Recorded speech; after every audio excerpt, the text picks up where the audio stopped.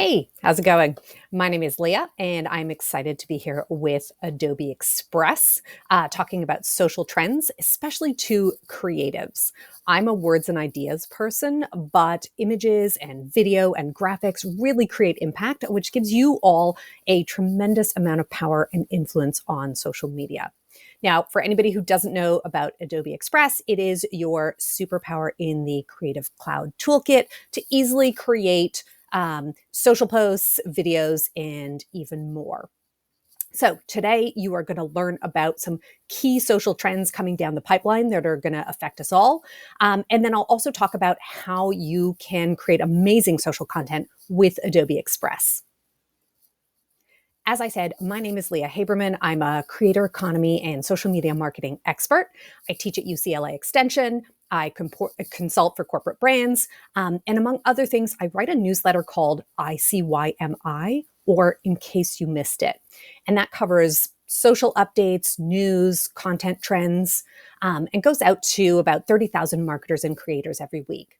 So I'm evaluating over 1,000 headlines, tips, press releases, along with scrolling social every week, trying to decide what makes it into my newsletter and what I'm going to recommend to my corporate clients.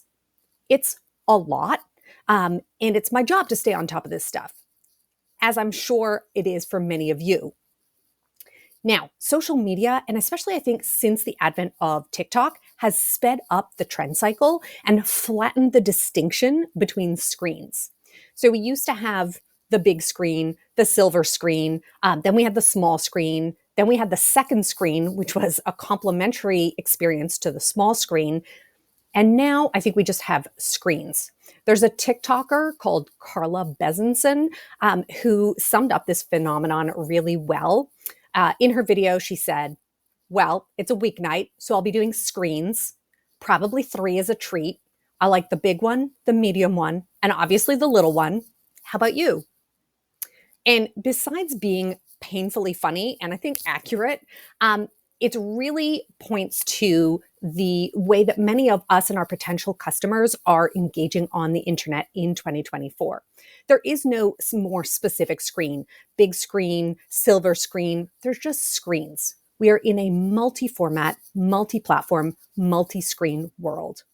Adobe described it in their 2024 Creative Trends Report as multiple asset types and dimensions inhabiting a world in motion together.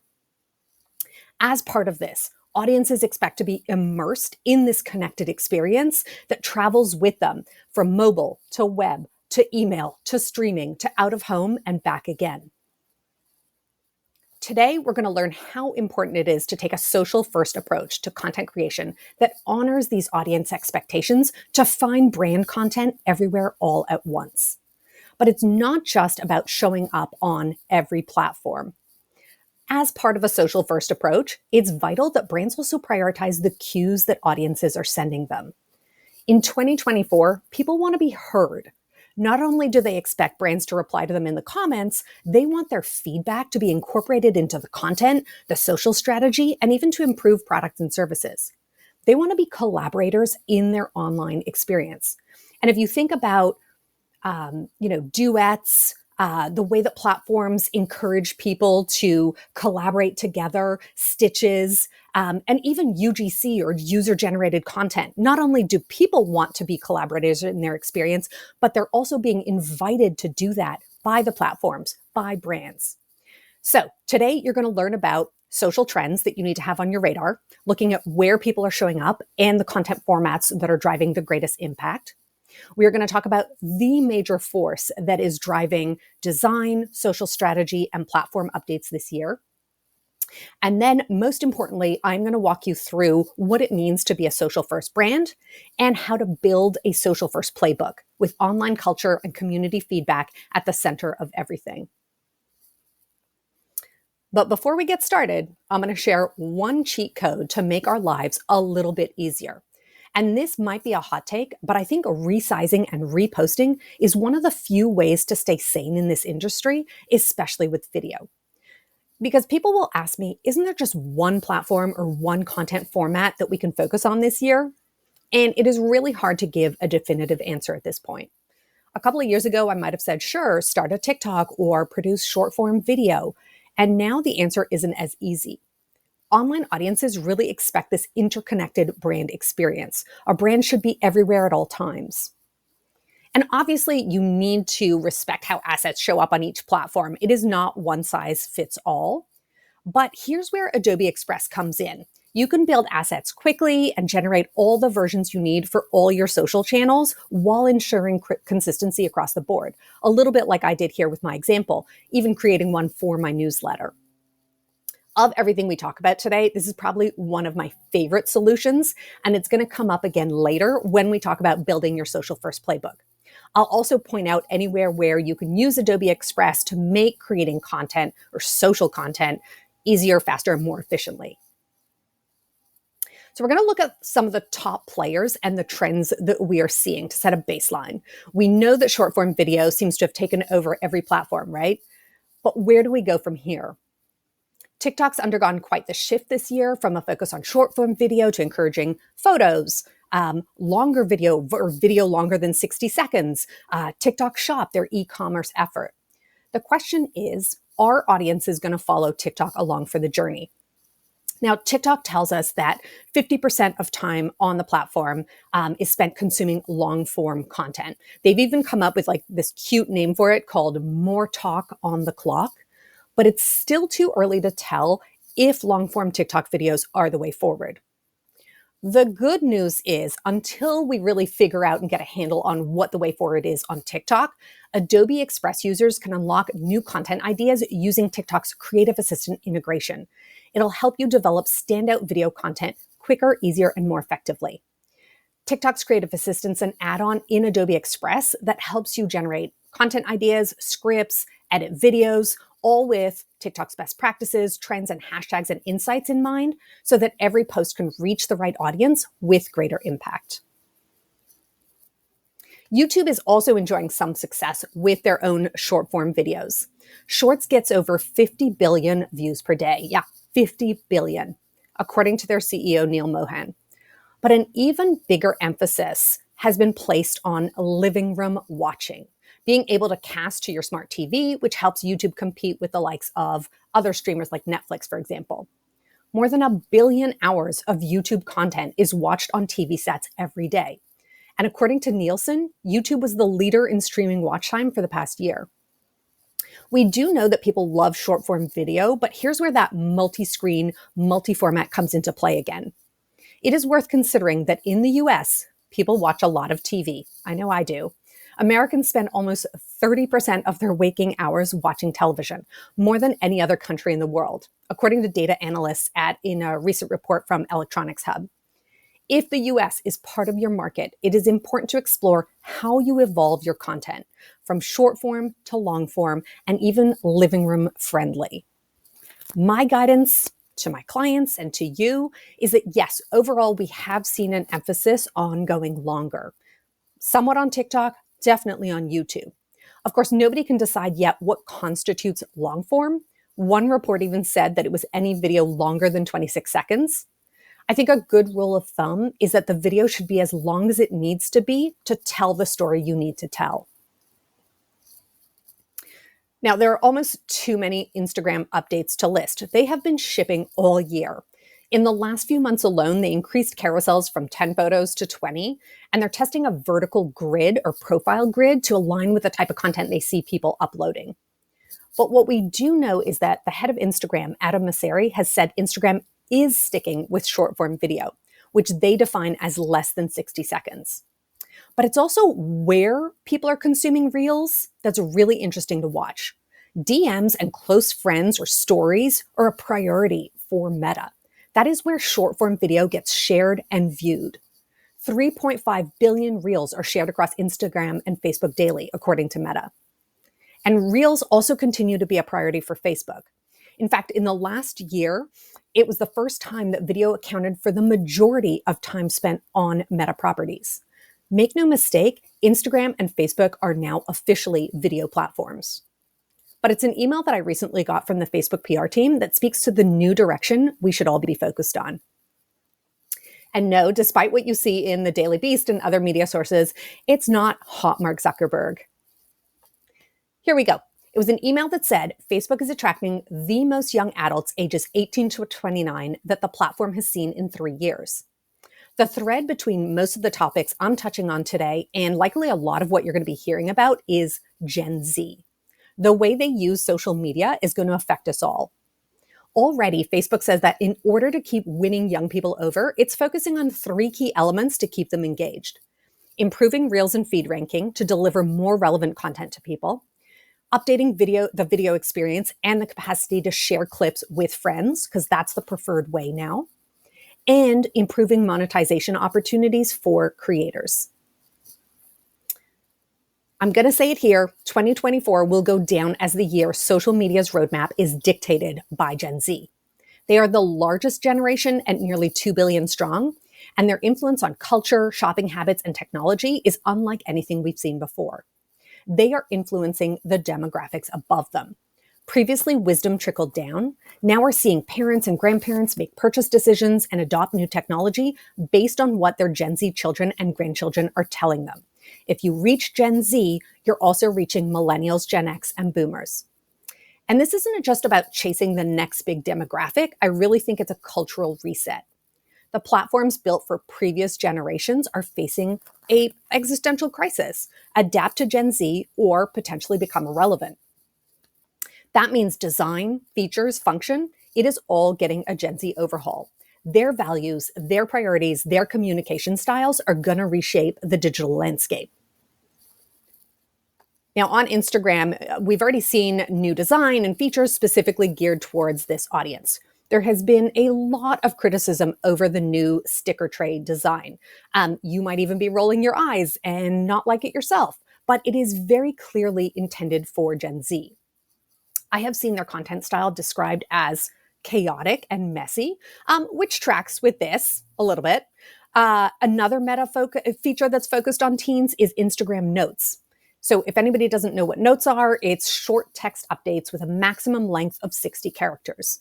Now, Meta has said that Notes over-indexes with teens, and they create notes at 10 times the rate of non-teens.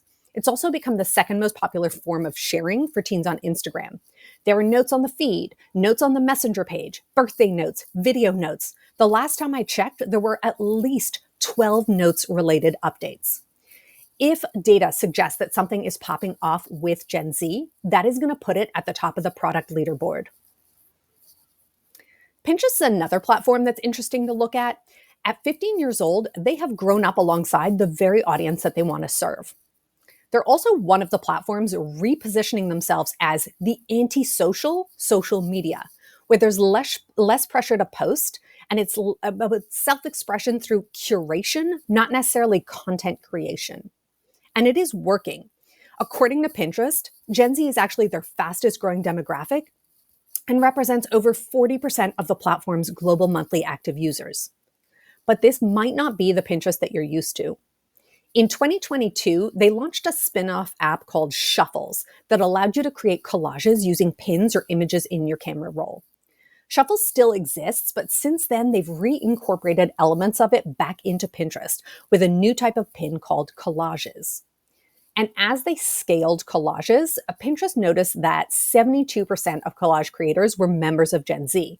And Gen Z also saved collages at 3 times the rate of other pin types. I think this again provides some insight into the way Gen Z loves a chaotic content mashup, or you could call it a collage. And it's also a trend that you can tap into for any platform using Adobe Express's collage templates, and they help you create a blended and impactful visual experience, mixing images together. And then there's this interesting campaign from Snapchat, which they ran this year with the tagline, "Less social media, more Snapchat." And again, it encouraged young audiences to be in the moment and spend less time scrolling. This ties into what we know about these broader social habits, which is to spend more time in the DMs and private spaces talking to friends than posting to the feed. Gen Z doesn't feel the need to perform for public consumption. Trading memes, videos, possibly your brand content in group chats and stories is more important than earning likes. And that puts a big emphasis on brand content, but especially shareable brand content. It is not just about whether people like your content, but how sharing your content or the brand content helps people relate to or connect with others around them. As somebody once said to me, I don't tell my friends about your brand because I like your brand, but because I like my friends. So, how do all these insights come together? Well, whether they're Gen Z or Alpha, Millennials, Gen X, or Boomers, your online audience is one of your greatest assets and should be at the core of a social first strategy. You might have heard the term social first. I've had a lot of clients asking me about it this year. For me, a social first approach takes real time community engagement and online culture and gives it a co creation credit in shaping storytelling, design, strategy, and sometimes even driving business priorities across the organization. But don't just take my word for it. I didn't make up this term social first. It's part of a very real approach that companies are benefiting from. Earlier this year, Deloitte released a digital report on the impact of social first brands. In the report, Deloitte defines social first brands as those with high maturity in their approach to social media. So that means you're process-based, you're resourced, and you're consistent, with social media insights as a strategic driver of the organization. Deloitte also found that taking a social first approach can actually align with business goals, increasing revenue by an average of 10.2% year over year. And socially mature brands were more likely to exceed revenue goals compared to brands with low social maturity. All of this while differentiating your brand, connecting with your audience in real time, and staying ahead of the cultural curve. If you were going to take a screenshot and share it with your boss to advocate for more social resources, I would say that this is the one. Now, first, let's take a look at what could go wrong when a brand takes a decidedly unsocial approach. And I don't want to name and shame, but I think that this was really a no-brainer of a missed opportunity. Some of you may have heard about this story. There was a Chick-fil-A employee who reviewed the chain's food on her lunch breaks.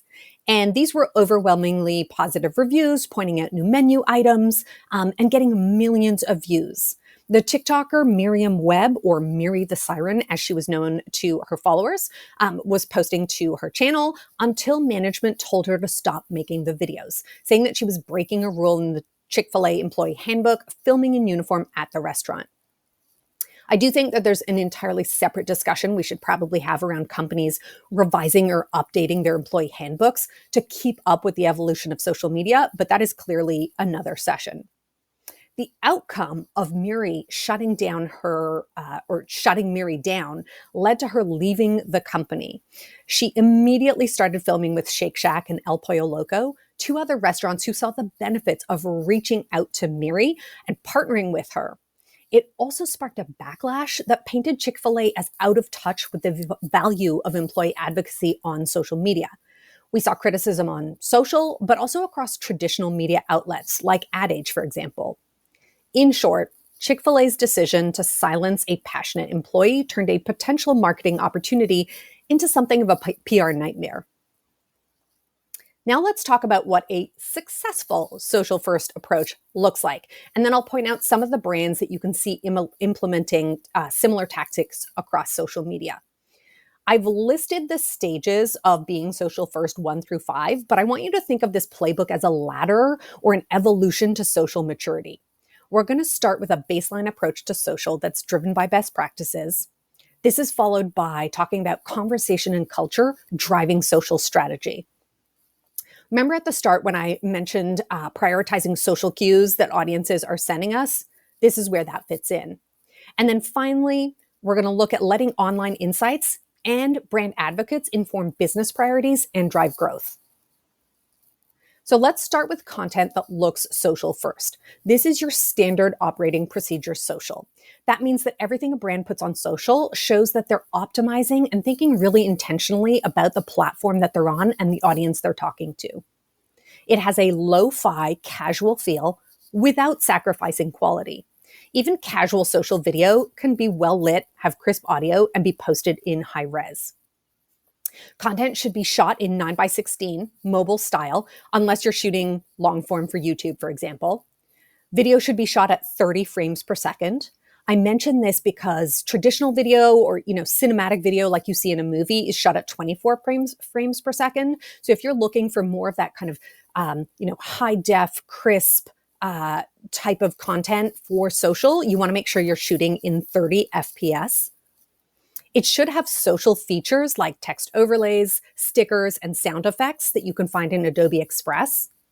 And even when you have those things, you do need to respect the video safe zones. So not placing graphics, for example, over where the captions go or over the avatar.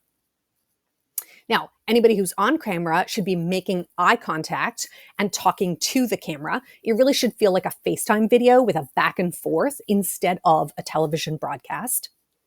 And then finally, the people in the video, brands should really feature creators, employees, consumers. People want to see themselves and others like them reflected in their experience. All right, second step, audience feedback and online insights will drive brand strategy. We are going to look at this Netflix example, mostly because it's funny and I love it. In early June, they put out this tweet for a movie called Under Paris. Some of you might have seen it. Now, based on some hilarious audience suggestions and feedback, they quickly commissioned additional assets to re-release the movie's key art with new titles like Charc de Triomphe and Champs-Élysées. They incorporated the ideas of fans and followers into the promotion for the movie. The original was posted June 5th and had about 7,000 likes and 800 reposts. The new version they re-released June 12th that featured UGC or user-generated content, except in this case, I guess it was user-generated ideas, was almost 3 times as popular with 22,000 likes and 2,200 reposts. Incorporating audience feedback into social content isn't meant to replace the in-house efforts. You still have to put the stuff out there. We still are creating brand assets, but it's simply building on what's already there or creating collaborative assets. Now, another example of this is creative directors tapping into popular culture through an audience lens. McDonald's seems to have done this here with this TikTok with the Get Ready With Me or GRWM format. It's a popular TikTok content format. The joke here is that Ronald wakes up looking like this every morning. So the video essentially is him not changing at all in this Get Ready With Me video. Brands really do need to leverage social media trends. They have to make sense, of course, and you don't want to risk alienating your audience or doing something off-brand. But I think it's really important to tap into the conversations already happening. One of my favorite examples was a gaming company that had one of their virtual characters produce an ASMR video, with sound effects. As brand creatives, it's really important not just to broadcast information or corporate messaging, but really participate in cultural conversations and trends already happening online. You get it and you're part of the conversation with your community. Step 3, it is time to collaborate with creators on creative strategy and let them share some of the key messaging. Brands need to trust creators to translate the messages they want to share, because creators tell stories in a way that actually reaches and engages audiences. It is up to you, obviously, as creatives to set brand guidelines and guardrails, but creative control needs to be shared with creators, especially in certain circumstances. Now, we've seen Instagram, TikTok, and even Pinterest use this as part of their product marketing strategy in 2024. The example that I'm showing you here is Instagram launching their new frame sticker. This was where if you took a picture and sent it to somebody in stories, they had to shake the phone like a Polaroid picture to be able to see the image that you were sending. Instagram had a K-pop band called Le Sserafim use this in their stories at Coachella long before they ever officially announced it. So we're seeing new product announcement roll out first in action through creator posts and then followed later by corporate releases. And data points to this creator content sometimes performing better than business as usual content. Number 4, brands listen, analyze, and react to make smarter business decisions. This one's really interesting. It's like social listening on steroids. Brands are monitoring online conversations and cultural movements to help their teams make better, faster decisions and improve products or services. It's not just about developing new social assets or web features.